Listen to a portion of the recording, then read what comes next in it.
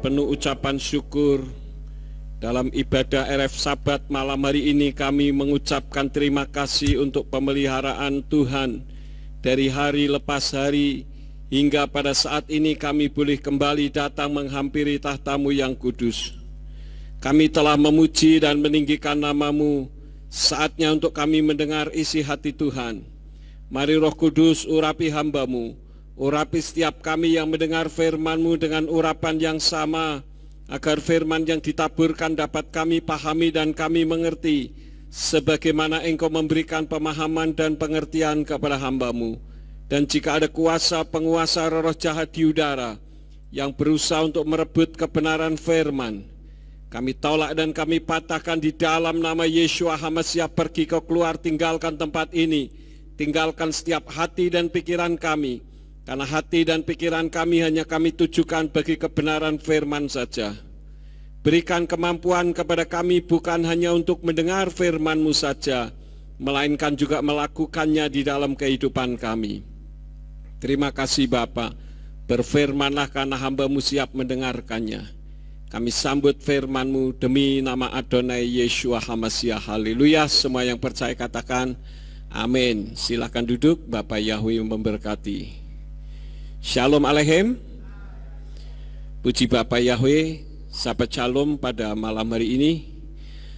Bapak Ibu Saudara sekalian, pada malam ini saya akan membawakan firman yang saya beri judul Terulangnya Zaman Lot.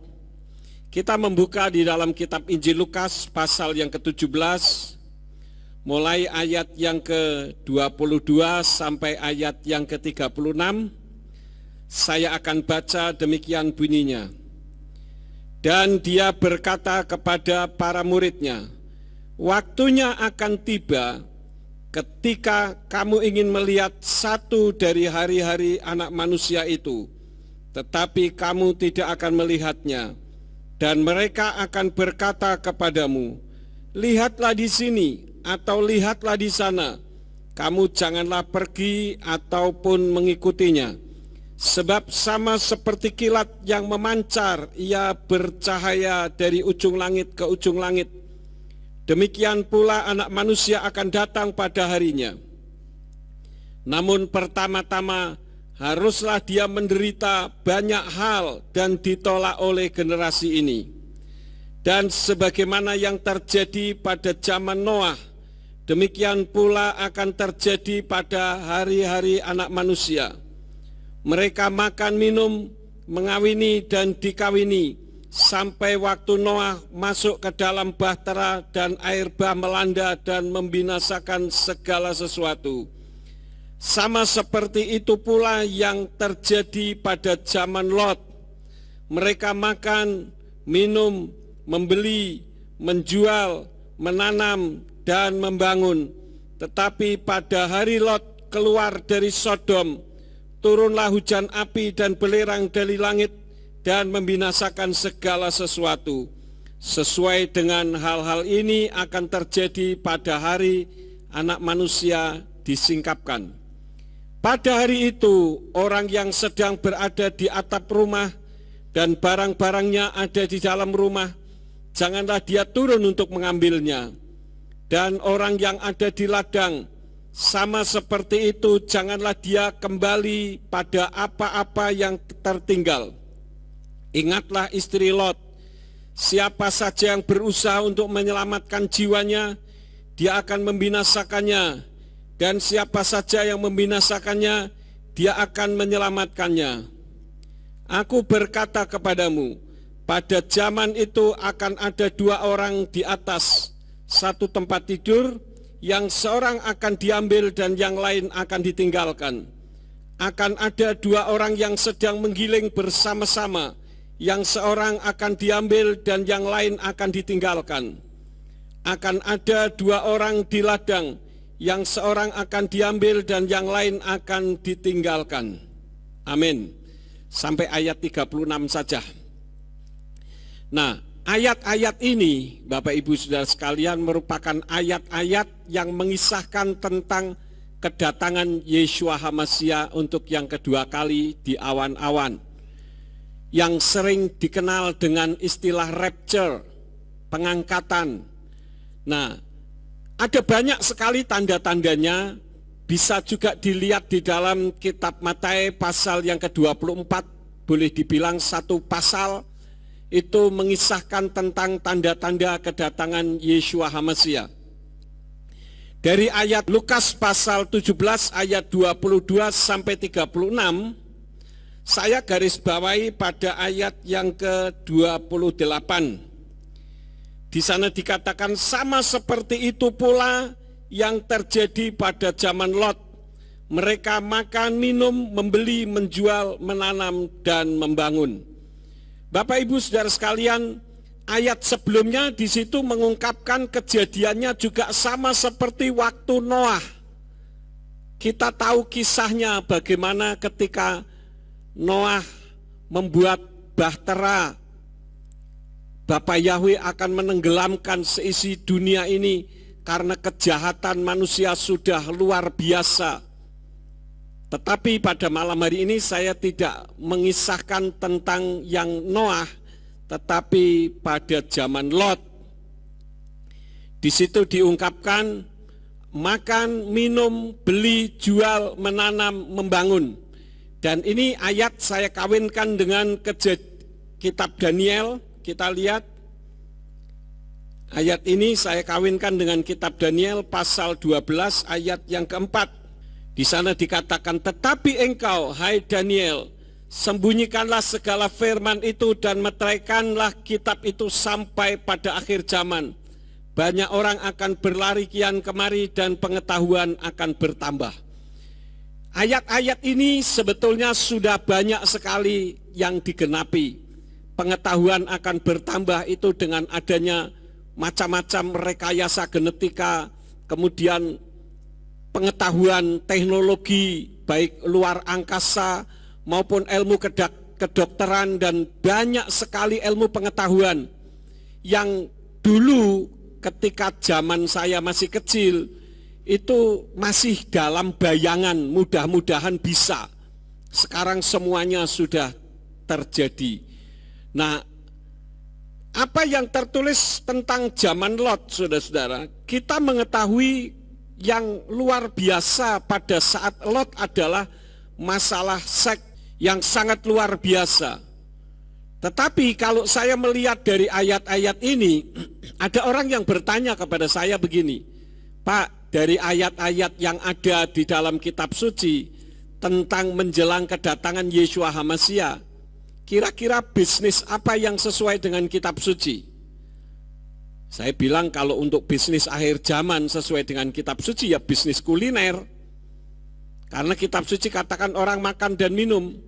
Untuk urusan pesta, online market, hotel, travel bureau, pembangunan infrastruktur yang sejenis-jenis itu yang sekarang sedang rame dan eranya sudah mulai berubah ketika mulai ada kasus pandemi COVID-19.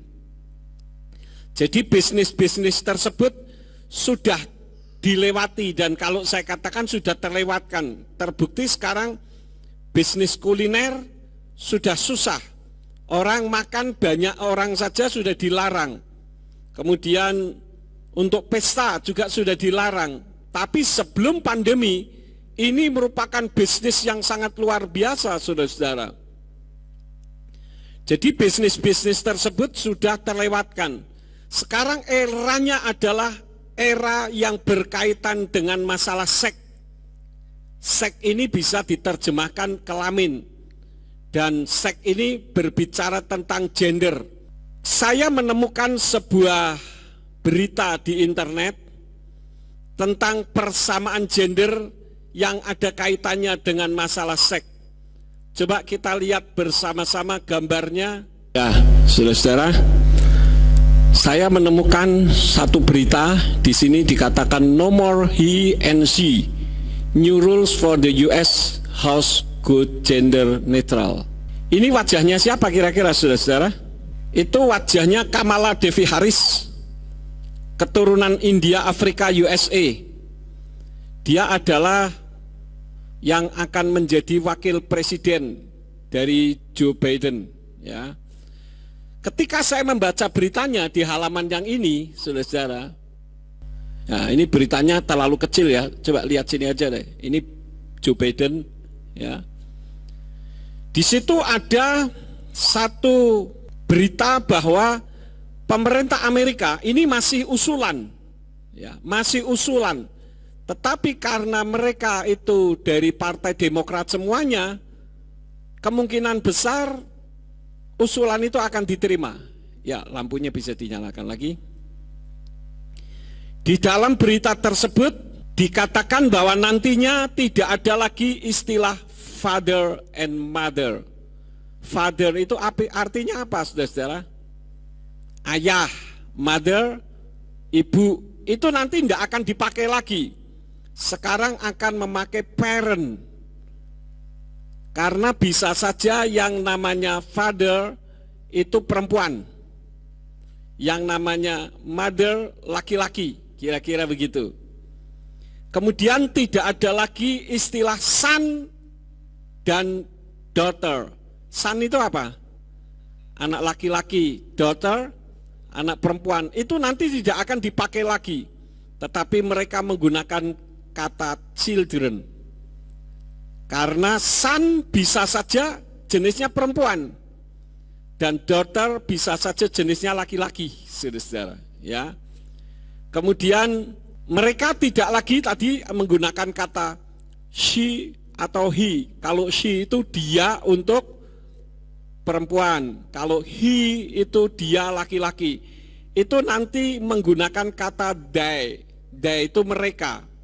Kemudian ada lagi seaman. Seaman itu pelaut. Ya, karena pelaut biasanya kan laki-laki begitu ya. Nanti akan diubah menjadi seafarers. Kemudian chairman. Chairman itu ketua. Itu nanti akan diubah hanya menjadi chair saja. Padahal chair itu apa? Kursi. Ya, jadi kursi, apa namanya, ketua itu jadi kursi. Chair. Nah, nanti kaitannya saudara-saudara, uncle, aunt, first cousin, nephew, niece, husband, wife, itu semua akan berubah. Kenapa Presiden baru Amerika akan mengubah hal-hal seperti ini? Alasannya agar tidak menyinggung pribadi yang merasa beda dengan orang pada umumnya. Dulu ketika saya sering ke Amerika saja, saya melihat di San Francisco itu masalah LGBT itu sudah luar biasa. Dan bahkan lambangnya sangat terkenal, yaitu pelangi. Kalau di Indonesia orang seringkali tidak memahami menggunakan lambang pelangi untuk sesuatu yang indah. Padahal itu lambangnya LGBT, ya. Gay. Saya pernah melihat ada orang pakai apa namanya jas hujan, warnanya Mejiko Hibiniu, merah, jingga, hijau, kuning, biru, nila, ungu. Wah, bangganya luar biasa karena indah. Tanpa disadari bahwa itu adalah lambangnya LGBT, ya. Dan ini sudah sangat terkenal.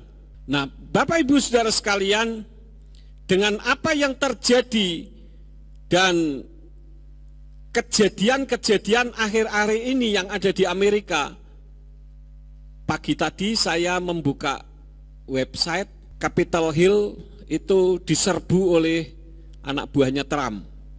Dan terjadi ada yang mati, seorang perempuan. Dan ini sangat luar biasa sekali, karena ada yang tidak rela dikalahkan. Terlepas mana yang benar, apakah Joe Biden itu curang atau tidak, tetapi diperkirakan Joe Biden akan dilantik. Artinya diresmikan menjadi presiden Amerika. Nah, dalam kasus menuju kepada pelantikan, sudah mulai ada wacana seperti yang tadi.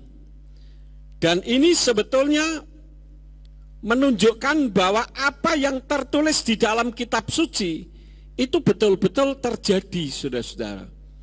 Bahwa menjelang kedatangan Yeshua HaMasyiah, zaman Lot itu akan terulang kembali. Kisahnya Lot nanti saudara bisa baca sendiri di dalam kitab suci. Tetapi dengan kejadian ini, secara tidak sadar manusia sudah terjadi kemerosotan moral, ya. Kenapa? Laki-laki jatuh cinta sama laki-laki, perempuan jatuh cinta sama perempuan. Padahal Blackie saja ngerti, saudara-saudara. Nggak mungkin ada Blackie jantan ngejar-ngejar Blackie yang lain yang juga jantan, kecuali kalau mau berantem, ya.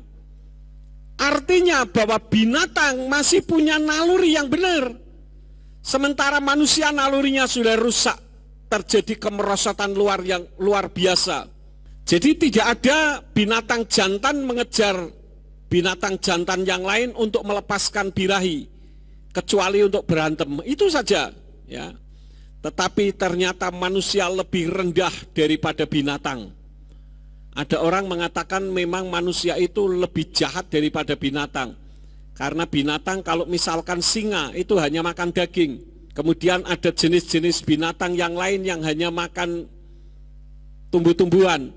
Tetapi manusia, daging ya dimakan, tumbuh-tumbuhan ya dimakan, apa saja dimakan, dari congor, lidah, kepala, mata, apa semua dimakan, ya. Itulah manusia, saudara-saudara. Jadi dengan kejadian yang ada, saya melihat berita seperti itu, saya katakan saya bersyukur dengan berita itu, karena itu menunjukkan bahwa kitab suci benar. Menjelang kedatangan Yeshua HaMasyiah, zaman Lot akan terulang kembali. Terjadinya kemerosotan moral. Saya tidak tahu apakah mereka sadar atau tidak, tetapi mereka merasa sangat nyaman dengan kejadian itu. Kemudian yang kedua, merusak bahasa. Ya, tadi kan dikatakan tidak ada father and mother, yang ada parent, tidak ada lagi son and daughter, yang ada children, tidak ada she and he, yang ada they, tidak ada lagi seamen, yang ada seafarers. Ini semua sebetulnya merusak bahasa. Nah, ketika terjadi kerusakan bahasa ini, saudara-saudara, itu saya mengingat kejadian ketika Bapak Yahweh merusak bahasa, yaitu dalam kasus apa? Menara Babel, ya. Menjadi rusak bahasa karena Yahweh marah melihat orang-orang mau menyamai yang maha tinggi. Jadi Bapak Ibu Saudara sekalian, manusia itu menjadi seperti Tuhan sekarang ini, merusak bahasa yang sudah ada. Nah, kalau bicara soal merusak bahasa ini bicara soal masalah sebutan dan nama sebetulnya. Bagaimana umat-umat Nasrani banyak yang tidak bisa memahami antara nama, sebutan, bahasa, dan budaya. Kacau balau tidak karu-karuan karena dikacaukan oleh setan. Jadi ini sudah mengabaikan jenis kelamin dari Tuhan. Jenis kelaminnya laki-laki, tapi yang ada di perasaannya perempuan. Jenis kelaminnya perempuan, tapi perasaannya laki-laki. Ini sudah rusak, tidak karuan, saudara-saudara. Nah, yang menjadi pertanyaannya dengan kejadian-kejadian seperti ini, apakah berdampak bagi gereja? Khususnya gereja-gereja yang ada di Amerika. Oh, sangat berdampak, saudara-saudara. Ada 3 hal dampak yang berat. Yang pertama, pendeta kalau tidak mau menikahkan antara Amir dengan Bambang atau Siti dengan Yanti, maka pendeta bisa masuk penjara atau gerejanya akan ditutup. Bisa dipahami, saudara-saudara, menikahkan Bambang dan Amir, laki-laki dengan laki-laki, Yanti dengan Siti, perempuan dengan perempuan. Ketika 2 kali sebelum saya ke Amerika yang terakhir, sudah ada teman saya di Amerika, seorang perempuan ahli penafsir kitab suci. Beliau katakan begini, saya rasanya pengen keluar saja dari Amerika, Pak Yakub. Loh, kenapa? Nah, gimana kacau balau ndak karu-karuan? perempuan bisa menikah dengan perempuan, laki-laki bisa menikah dengan laki-laki. Dan kalau gereja tidak mau menikahkan, maka gereja akan bermasalah. Pendetanya bisa masuk penjara atau gerejanya ditutup. Ini konsekuensinya. Artinya bahwa kejadian berita tadi itu bagi umat Nasrani di Amerika yang konservatif, yang sangat mengasihi Tuhan, yang kembali kepada kitab suci, ini merupakan satu bahaya besar.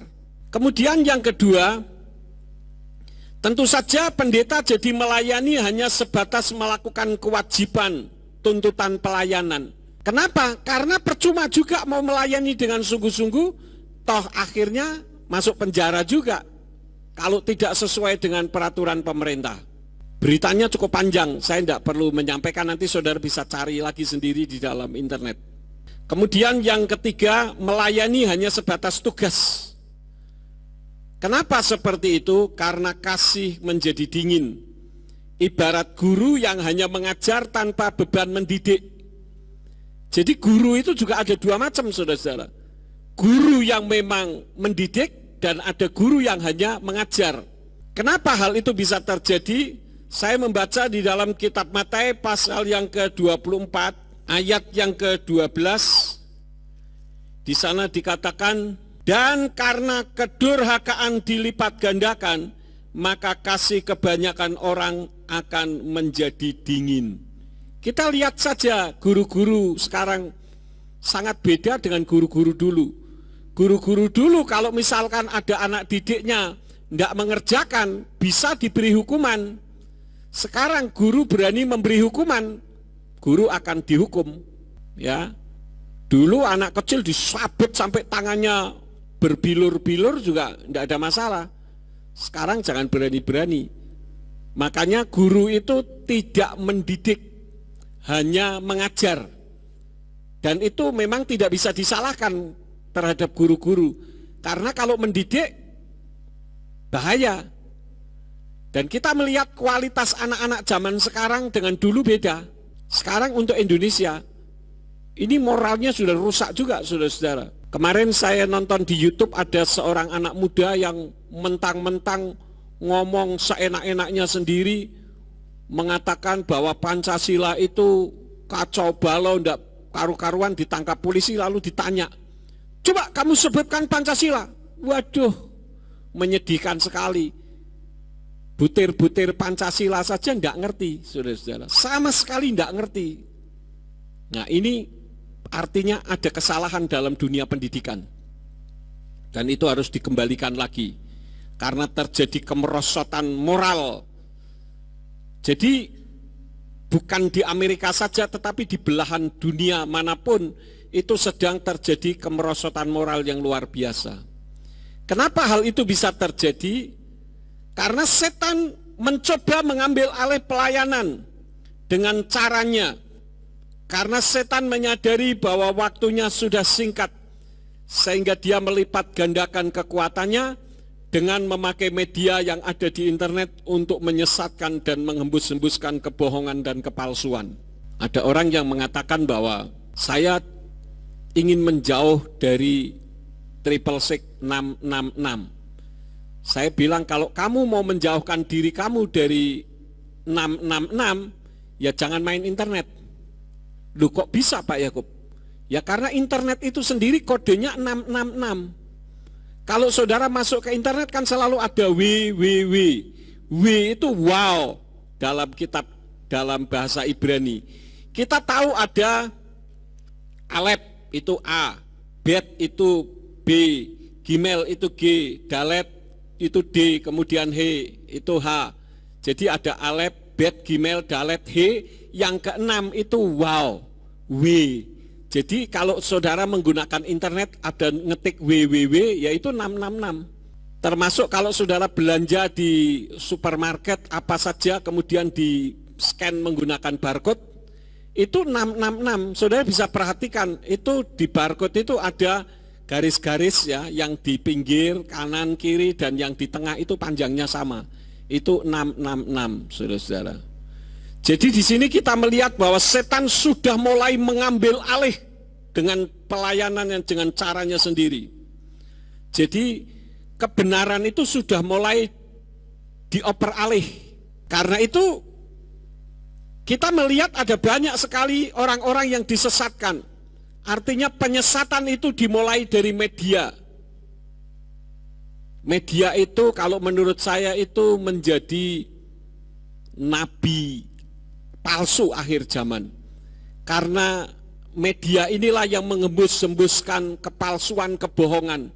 Karena seluruh dunia mengungkapkan hal yang sama, maka kebohongan dan kepalsuan itu dianggap kebenaran. Ini yang berbahaya, saudara. Orang berbohong diomongkan terus, orang akan menganggap itu satu kebenaran. Jadi banyak sekali penyesatan melalui Facebook, melalui YouTube, melalui Instagram, dan lain-lain. Saudara bisa perhatikan saja orang-orang yang nulis di Facebook. Wah, banyak sekali mereka membicarakan tentang masalah Tuhan. Baik masalah Yahweh, masalah Yeshua, masalah Ruach HaKodes, dengan ngomong asal bunyi saja. Dulu saya menanggapi hal itu, tetapi lama-lama capek juga menanggapi hal-hal yang negatif begitu. Kenapa? Karena saya perhatikan mereka yang menghembus-hembuskan kebohongan, itu ternyata mereka tidak memiliki apa-apa, saudara-saudara. Komunitas saja tidak punya, sehingga ngomong ya asal bunyi saja. Dulu saya pernah dikuliahi, orang ngonek-ngoneknya tidak karu-karuan. Dasar Yakub goblok, ini itu dan sebagainya. Saya bilang oke, saya goblok, saya mau belajar dari kamu. Tapi saya pengen tahu siapa guru saya. Tolong kamu kasih tahu saya, di mana sekolah teologi kamu. Langsung hilang. Saya cari datanya, ternyata dia anak SMP, saudara-saudara. Ada yang SMA kelas 2. Jadi sekarang ini ada dosen-dosen kagetan di internet. Hati-hati, saudara-saudara. Kalau kita tidak hati-hati, maka kita akan tersesat di internet. Karena itu Google sudah menjadi profesor, doktor, PhD segala titel. Coba saja saudaramu tanya apa saja, tanyanya ke Google. Ya, ada yang benar, ada yang setengah benar, dan ada yang tidak benar. Karena itu kita harus hati-hati. Makanya saya seringkali katakan kepada sidang jemaat, hati-hati dengan internet. Cara bunuh diri pun ada di internet. Bagaimana cara bunuh diri nyaman? Bunuh diri kok nyaman? Ini kan sudah menyesatkan, saudara-saudara. Ya. Nah, untuk hal itu, bagaimana kita melawannya? Karena kita harus melakukan perlawanan. Mari kita membuka di dalam kitab Efesus pasal yang ke-6, ayat 11 sampai ayat yang ke-12. Di sana dikatakan, pakailah selengkap senjata Elohim, yang dengannya kamu dapat berdiri teguh melawan rencana licik si Satan. Sebab pertarungan itu bagi kita bukanlah melawan darah dan daging, melainkan melawan penguasa-penguasa, melawan otoritas-otoritas, melawan penghulu dunia kegelapan zaman ini, melawan roh-roh jahat di alam semesta.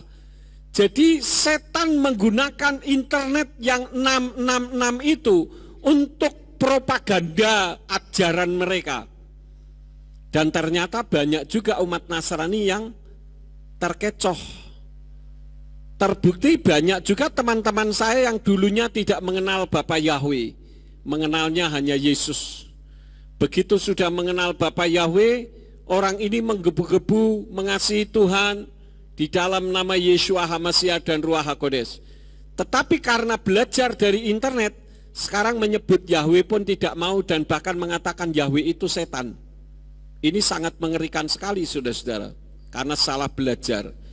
Jadi kita harus memperlengkapi diri dengan perlengkapan perang secara roh. Apakah itu?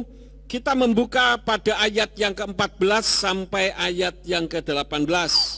Di sana dikatakan, oleh karena itu berdirilah teguh sambil mengencangkan ikat pinggangmu di dalam kebenaran.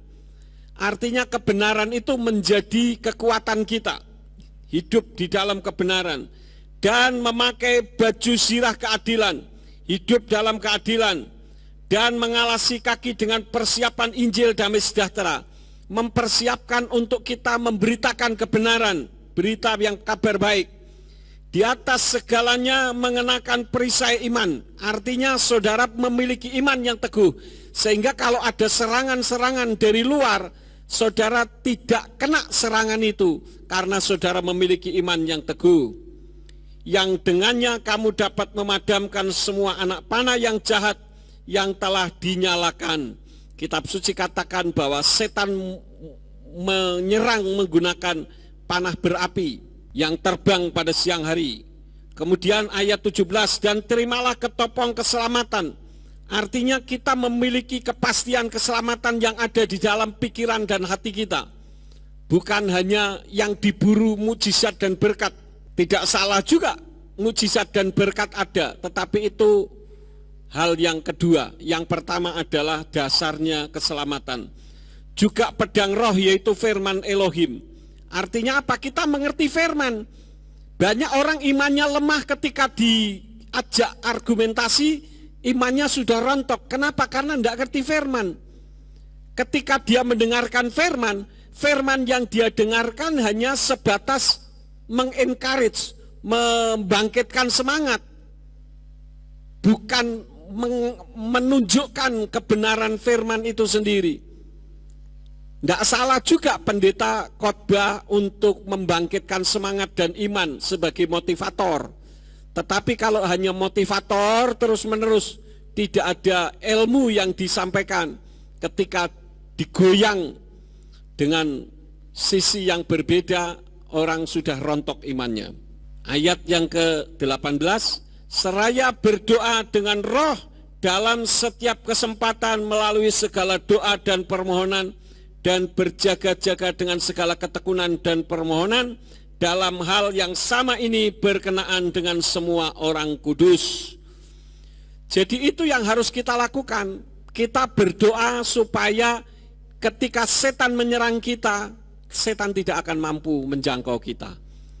Orang yang suka berdoa, berdoa itu tidak harus duduk diam, lipat tangan, tutup mata.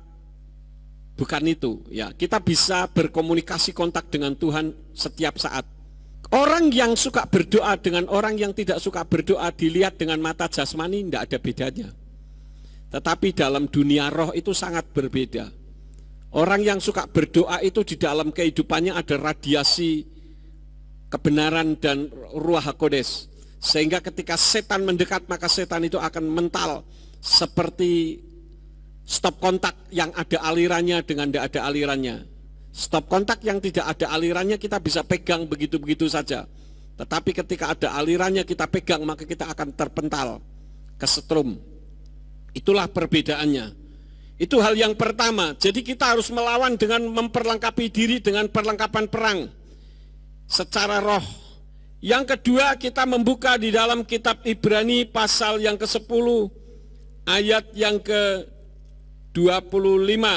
Di sana dikatakan, dengan tidak mengabaikan pertemuan ibadah kita sendiri sebagaimana kebiasaan beberapa orang, malah sebaliknya dengan semakin saling menasihati sebagaimana kamu melihat harinya sudah semakin dekat. Artinya apa? Saling menasihati. Bagaimana kita bisa saling menasihati?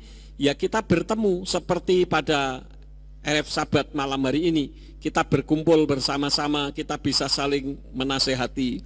Jadi apa? Tidak cukup hanya dengan mendengar. Mungkin ada banyak sekali orang-orang, ya, saudara-saudara yang sangat cinta dengan radio Surya Kebenaran. Saudara senang, sukacita, saya ikut senang dan sukacita. Tetapi jadikanlah radio Surya Kebenaran ini sebagai tolok ukur kebenaran. Artinya saudara menilai radio Surya Kebenaran itu yang disampaikan firman-firmannya itu benar atau tidak. Kalau saudara sudah tahu bahwa firman yang disampaikan oleh radio Surya Kebenaran itu benar, jangan cukup dengan saudara mendengar di rumah. Karena kitab suci ajarkan kepada kita menjelang kedatangan Yeshua HaMasiah yang kedua kali, kita perlu adanya pertemuan supaya kita bisa saling menasehati, saling memberikan kekuatan satu dengan yang lain. Kecuali kalau saudara mendengar siaran radio Surya Kebenaran, saudara pikir ini ajarannya sesat, silakan, tidak masalah, ya. Tetapi kalau saudara menggali kebenaran firman dan saudara tahu bahwa radio surya kebenaran benar yang disampaikan, jangan cukup hanya dengan mendengar dari rumah, karena saudara perlu kita saling berjumpa untuk saling menguatkan iman kita satu dengan yang lain. Dan tidak perlu malu. Memang untuk masuk ke gereja di tempat ini itu sudah menjadi pergumulan sendiri, karena di Ambarawa gereja ini dianggap gereja sesat. Bagi saya enggak masalah, orang boleh saja bebas ngomong. Tetapi saya beritahu apa definisi sesat. Definisi sesat adalah ajaran tanpa dasar firman. Sedangkan apa yang saya sampaikan dasarnya firman dalam kitab berbahasa Ibrani, bahasa aslinya. Lalu sesatnya di mana dan siapa yang sesat kalau begitu? Dan saya berani mempertanggungjawabkan apa yang saya ajarkan kepada sidang jemaat. Ada orang yang mengatakan begini, kalau begitu berarti Pak Yakub sangat merasa bahwa ajaran itu paling benar. Loh iya, lah kalau apa yang saya ajarkan tidak merasa paling benar, buat apa saya ajarkan? Artinya saya sedang membohongin jemaat. Dan saya tidak mau membohongi jemaat, karena bagi saya jemaat adalah biji mata Elohim. Saya harus menyampaikan firman dengan kesungguhan hati, supaya kita imannya saling dikuatkan satu dengan yang lain. Nah, Bapak Ibu Saudara sekalian yang kekasih, zaman Lot saat ini sedang terulang kembali dengan berita tadi. Saya yakin tidak lama berita itu akan disahkan oleh Kongres di Amerika. Dan hasilnya sangat mengerikan sekali. Dan itu membuktikan firman Tuhan benar dan kedatangan Yeshua HaMashiach semakin dekat. Karena itu mari kita saling menguatkan iman kita satu dengan yang lain dengan berkumpul seperti pada saat ini. Sehingga ketika setan berusaha untuk memalingkan kita, maka kita tetap ada di jalur Tuhan karena kita saling menguatkan satu dengan yang lain. Dan kita akan mendapatkan jaminan kepastian masuk ke dalam kerajaan sorga yang mulia. Amin. Buat firman, saya tidak akan memperpanjang. Biarlah firman ini akan memberkati di dalam kehidupan Bapak Ibu Saudara sekalian. Ada yang akan ditanyakan saudara-saudara berkenaan dengan apa yang saya sampaikan malam ini? Tidak ada. Baik, kalau tidak ada, mari kita bangkit berdiri bersama-sama. Kita tutup di dalam doa. Kami datang menghampiri tahta-Mu yang kudus, Bapa Yahweh Besem Yeshua HaMashiach Beruah HaKodes. Kami menyadari bahwa zaman Lot saat ini sudah mulai nyata untuk terulang kembali. Dengan berita-berita yang muncul, kami menyadari bahwa ini semua merupakan penggenapan nubuatan kebenaran firman menjelang kedatangan Yeshua HaMashiach. Biarlah kami saling menguatkan iman satu dengan yang lain, sehingga ketika Yeshua HaMashiach tiba-tiba datang kembali untuk yang kedua kali, maka kami tidak akan tertinggal. Kami akan dibawa bersama dengan para malaikat ke Firdaus untuk hidup kekal dan menantikan penghakiman untuk masuk ke dalam kerajaan sorga yang mulia. Berkati seluruh jemaat yang mendengarkan firman-Mu, baik yang di ruangan ini maupun yang ada di YouTube. Engkau pakai mereka, buat iman mereka kuat untuk kemuliaan bagi nama-Mu. Berkati semua yang sudah ambil bagian di dalam pelayanan pada malam ini. Engkau pakai mereka semakin hari semakin heran. Kalau sebentar kami akan pulang, kirim malaikat untuk menjaga melindungi kami, tibakan di rumah masing-masing dengan selamat. Dan apabila kami besok bangun dengan tubuh yang sehat, biarlah apa yang kami kerjakan untuk kemuliaan dan hormat bagi nama-Mu saja. Terima kasih Bapa. Sekarang berkatilah kami karena kami siap menerima berkat daripada-Mu. Mari kita angkat kedua belah tangan kita untuk menerima berkat Yahweh. Yefarka Yahweh wa yishmereka. Yahweh memberkati engkau dan memelihara engkau. Yair Yahweh pano oleh kawikuneka. Yahweh menyinari engkau dengan wajahnya dan memberi engkau anugerah. Yisa Yahweh pano oleh kawi yashem leka shalom. Yahweh menghadapkan wajahnya kepadamu dan memberi engkau damai sejahtera. Diberkatilah engkau di kota dan diberkatilah engkau di ladang.